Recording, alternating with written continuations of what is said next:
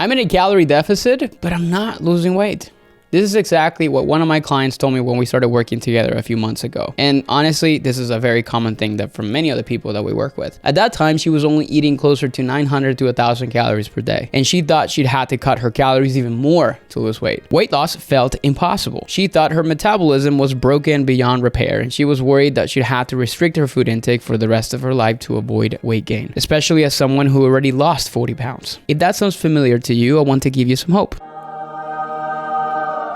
Today, everything is different for this person. She's now eating over 1,700 calories per day. She's building muscle. She went from feeling tired all the time to waking up with energy, and she's strong. She's able to lift more weights and completely transform not only her body, but also her relationship with food through the process. This client thought she was in a calorie deficit and wasn't losing weight, and now she's eating over 800 calories more than before, and everything feels a lot easier now. This might seem impossible to you, but in today's video, I'm going to explain why you're not losing weight on your lower calorie diet, and I'm going to walk you through the exact reverse dieting process I used with this client and with many others to increase her calories and really see the results that she wanted. So make sure you keep watching to learn exactly how we did this.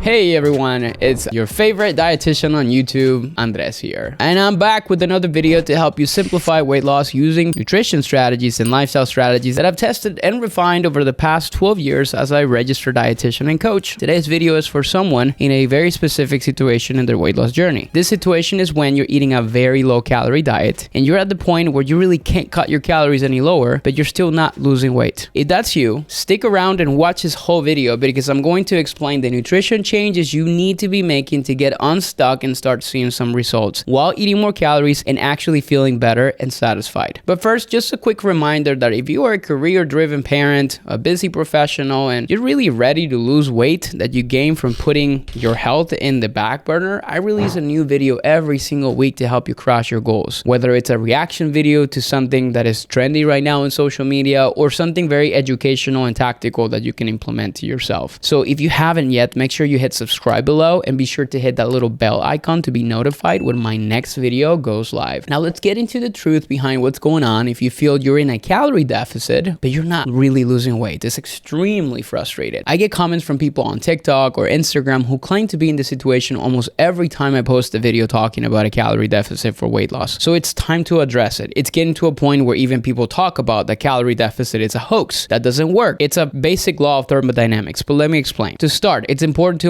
understand the definition of a deficit in calories or a calorie deficit. It's a condition in which you're consuming fewer calories than your body's burning. It's a basic law of thermodynamics. It's an energy system. This is fundamental for weight loss. So if someone says they're in a calorie deficit but not losing weight, what that means is that they're not actually in a calorie deficit. But this becomes more complicated when people come to me eating, for example, 1,000 calories or so they say, and still struggling with weight loss. For context, the average woman, for example, burns anywhere between 1,600 to 2,400 calories per day. That's a pretty broad range to account for all the different body compositions and activity levels someone might have. But even at the low end of that, eating 1,000 calories would still be a very significant calorie deficit even for my most petite female clients. So what's going on here? Many people take this to mean that they need to cut their calories even lower if they're not losing weight. But if you're eating a very low calorie diet and not seeing any changes in your weight, it's because of two main reasons. One, either you're consuming more food than you think you are, or you're not burning as many calories as you think you are. Or it can be a combination of both. So let's first talk about the people who are eating more calories than they realize. What's happening here is that these people might be tracking their food and they believe they're eating a certain number of calories when in reality they're not really tracking accurately. So they're underestimated their intake. Some common tracking mistakes you might be making include maybe forgetting to track oils used for cooking. The calories from oil really add up. Maybe not accounting for something I like to call bites, legs, and tastes, or BLTs, and not the sandwich. And this is basically little small things that you eat throughout the day. For example, maybe you're snacking on your child's leftovers. And finally, not correctly measuring portion sizes, especially for calorie-dense foods like nut butters or trail mixes and things like that. The other issue that I commonly see usually from people who aren't tracking their food intake is that they tell me that they're eating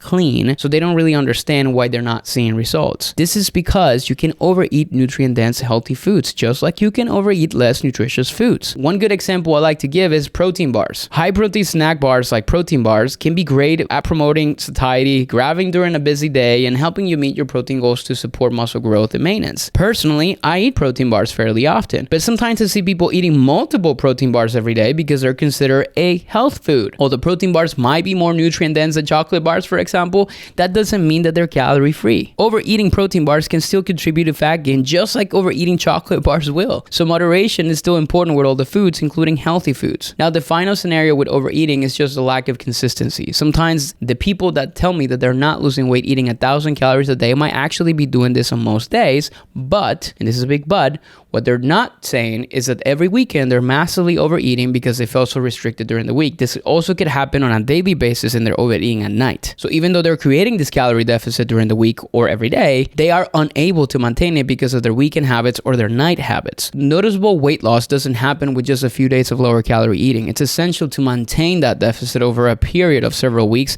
to actually see results that show up in your body and on the scale. Now, the second situation I want to talk about here is when you actually are eating a very low calorie diet, but you're not burning as many calories as you think you are. Unfortunately, some people have a harder time getting into that deficit than others, and this can happen due to hormonal changes, prolonged restrictive dieting, and various health conditions. So this doesn't mean someone is in a calorie deficit and not losing weight, which is what they might claim the problem is. It just means that their body isn't burning as many calories as the average person, and they may need to take a new approach or treat a medical condition before they can lose weight in a healthy way. I'm not going to get too much into the medical side of things. That will be maybe for another video, but I want to get a little bit into understanding some of those different things. Specifically, what I want to explain today is the effect on your metabolism when you've been under eating for a very long time. When someone has been following a very restrictive lower calorie diet for too long, what can happen is something called metabolic adaptation. This refers to physiological changes that occur in your body's metabolism in response to reducing your calorie intake. So I'm going to talk about a few changes that happen. Number one, reduce basal metabolic rate, or your BMR. The body may downregulate its BMR to conserve energy. This means that the amount of energy that is used at rest to maintain basic physiological functions decreases. As a result, weight loss becomes more challenging because the body is burning fewer calories even during periods of inactivity. Number two, hormonal changes. Hormones involved in hunger, satiety, and metabolism can be effective during prolonged calorie restriction. Leptin, for example, which signals fullness and energy expenditure, tends to decrease, while ghrelin, which stimulates appetite, may increase. This hormonal shift can lead to an increased hunger and make it more likely that you regain weight that you've lost. Number three, decreased thermic effect of food, or TEF. With reduced food intake, there is less energy expended during digestion and absorption. Now, this decrease in TEF, or thermic effect of food, contributes to the overall reduction in energy expenditure, even though this one is a very small amount compared to the other ones. And the last one is adapted changes in physical activity. People who are eating very low calories may unintentionally reduce their overall physical activity levels. They might feel fatigued, lethargic, or have very low motivation, and this reduction in physical activity further contributes to the overall decrease in daily energy expenditure. So it's possible that if you've been dieting for a long time, you may be experiencing a lower metabolism, but this doesn't mean your metabolism is broken. Metabolic adaptation is a natural response to preserve energy when food is scarce or not existent, and when you start giving your body the fuel it needs, this can be reversed. The way I describe this is, imagine you're driving a car and it's not getting past first gear. For those of you who drive manual cars, you probably understand this a little bit better than those who don't. But when you eat more food after prolonged dieting, you move past first gear and you move faster. In the case of your metabolism, it becomes more efficient. However, I also want to emphasize that for many people, and I'll probably say the majority of cases, it's not usually a problem with hormones and metabolic adaptation that is causing struggles with weight loss. It's simply an issue of not tracking accurately and unintentionally overeating. So let's get into what you came here to learn, which is how to fix this problem. I recommend something I like to call reverse dieting, which is a gradual increase in calories through tracking awareness so that you start to feel better and more control around your food choices. Now, to explain this, I'm going to use a case study, which is a client who I'm currently working with, to really exemplify really what we did here. She's a 64-year-old woman who exercises regularly. She has a bit of a history of being overweight, but she lost over 40 pounds on her own by restricting her calories a lot. She came to us at around 135, 138 pounds, which is not really too far from her ideal weight. Now, when we looked at her food log, she was consuming less than 1,000 calories per day mostly because she was really scared to eat. When you lose that amount of weight, a lot of times what happens is you're frightened you will gain it back. So I 100% understood exactly where she was at. Problem was she was super tired all the time. She had no strength, had difficulty sleeping, had body cramps sometimes at night, and she was not really losing any weight. She was very restrictive in her calories, but sometimes would binge or overeat on foods that she really liked. But the reason that happened is because she was prohibiting herself so much to consume those. And when she allowed herself to do that, well, floodgates open. So what was happening? Her body was, in a way, in survival mode. Not properly hydrated, not enough fuel in the system for energy, and overall feeling like she was not able to do anything. Most likely, her metabolism was in first gear. It's been 2.5 months now, and she's now consuming 1,700 calories per day, and most of those problems went away. The process I take a client like this, as I mentioned, it's known as reverse dieting, and it's, again, a gradual increase in calorie consumption over the course of weeks or months. Why gradual? For two reasons. One, because it's mentally challenging to tell someone to go from 900 calories per day to 1,700 calories per day. People tend to freak out about that, and I don't blame them.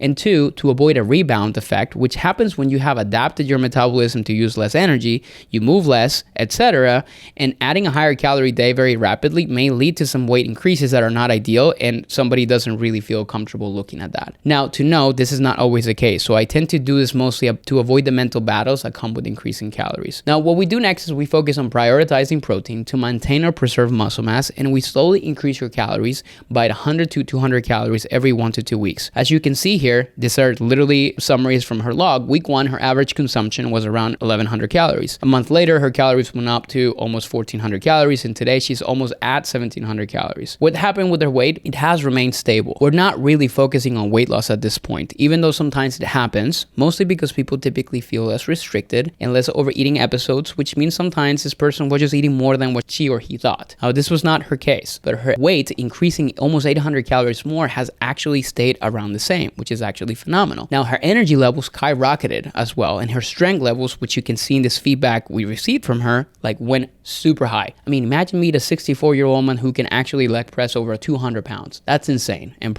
kudos to her, and I always tell her that I'm so proud of the person that she's becoming. Now, once we get to the point where the body thrives instead of survives, we can focus on manipulating calories up and down according to her goals.